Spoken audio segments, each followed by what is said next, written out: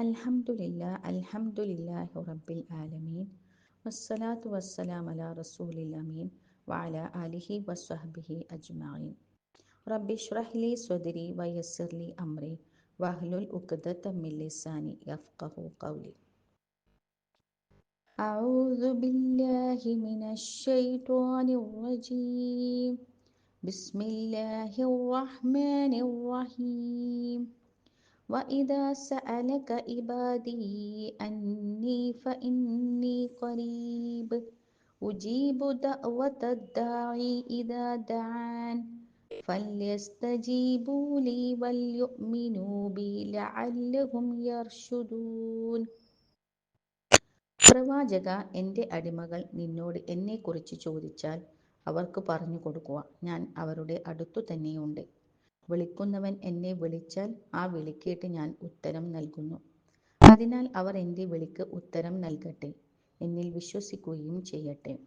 അവർ സന്മാർഗം ഗ്രഹിച്ചെങ്കിലോ.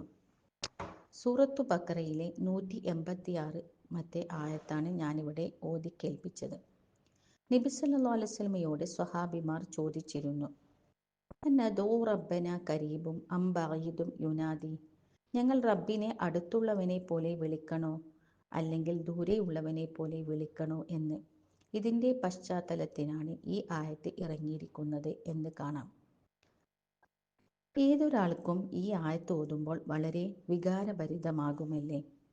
അതായത്, നിങ്ങൾക്ക് എന്നെ കാണാൻ കഴിയുന്നില്ലെങ്കിലും നമ്മുടെ കണ്ണും കാതും വഴി എന്നെ നേരിട്ടറിയാൻ നിങ്ങൾക്ക് സാധ്യമല്ലെങ്കിലും ഞാൻ നിങ്ങളിൽ നിന്ന് ദൂരത്താണെന്ന് കരുതരുത്.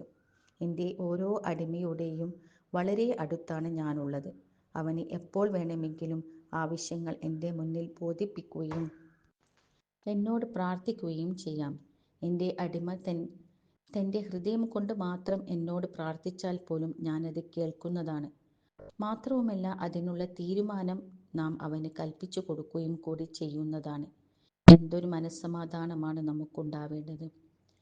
നമുക്ക് പ്രയാസമുള്ളപ്പോൾ ഒരാൾ വന്നിട്ട് പറയുന്നു, ഒന്നും പേടിക്കണ്ടടോ, എല്ലാത്തിനും ഞാൻ കൂടെ തന്നെ ഉണ്ടാവുമെന്ന്. എന്തൊരാശ്വാസമായിരിക്കും അപ്പോൾ നാം അനുഭവിക്കുക. എല്ലാ പ്രയാസങ്ങളും നാം മറന്നു പോകുമല്ലേ. സൃഷ്ടിച്ച നമ്മുടെ റബ്ബാണ് നമുക്ക് ഈ ആശ്വാസവചനം നൽകുന്നത്. എന്നാൽ അജ്ഞത കാരണം ഒരു യാഥാർത്ഥ്യവുമില്ലാത്ത, അധികാരമില്ലാത്ത ഏതൊക്കെ വസ്തുക്കളെ നിങ്ങൾ ദൈവങ്ങളും യജമാന്മാരുമായി കണക്കാക്കിയിരിക്കുന്നുവോ അവയുടെ അടുക്കലേക്ക് നിങ്ങൾ അങ്ങോട്ട് ഓടിച്ചെല്ലേണ്ടി വരുന്നു. എന്നാലും അവയ്ക്ക് നിങ്ങളുടെ പ്രാർത്ഥന കേൾക്കാനോ അപേക്ഷകൾ അനുസരിച്ച് തീരുമാനം കൽപ്പിക്കാനോ കഴിയില്ല. എന്നാൽ അനന്തവിസ്തൃതമായ പ്രപഞ്ചത്തിൻ്റെ സർവാധിപതിയും സകലവിധ അധികാരങ്ങളുടെയും കഴിവുകളുടെയും ഉടമസ്ഥനുമായ ഞാൻ നിങ്ങളുടെ എത്രയോ സമീപത്താണ്. ഒരു മധ്യസ്ഥനും ശുപാർശകനുമില്ലാതെ ഏതവസരത്തിലും എവിടെ വെച്ചും നിങ്ങളുടെ അപേക്ഷകൾ എൻ്റെ മുന്നിൽ നേരിട്ട് സമർപ്പിക്കാവുന്നതാണ്. അതിനാൽ ശക്തിയോ അധികാരമോ ഒന്നുമില്ലാത്ത കൃത്രിമ ദൈവങ്ങളുടെ പിന്നാലെ അലഞ്ഞു തിരിയുകയെന്ന വിഡ്ഢിത്തം ഉപേക്ഷിച്ച് എൻ്റെ ക്ഷണത്തിന് ഉത്തരം നൽകുകയും എന്നിൽ മാത്രം അഭയം പ്രാപിക്കുകയും എന്നിൽ വിശ്വാസമർപ്പിക്കുകയും എന്നോടുള്ള അടിമത്തത്തിലും അനുസരണത്തിലും നാം പ്രവേശിക്കുകയും ചെയ്യണം. സന്മാർഗം പ്രാപിക്കുക എന്നത് നമ്മുടെ ആവശ്യമാണ്, നാം രക്ഷപ്പെടണമെങ്കിൽ. എല്ലായിടത്തും ഏത് സന്ദർഭത്തിലും. ഒരിക്കൽ ഒരു കുന്ന് കയറുമ്പോൾ ഒരു സ്വഹാബി അല്ലാഹു അക്ബർ എന്ന് ഉച്ചത്തിൽ വിളിച്ചുകൊണ്ടായിരുന്നു.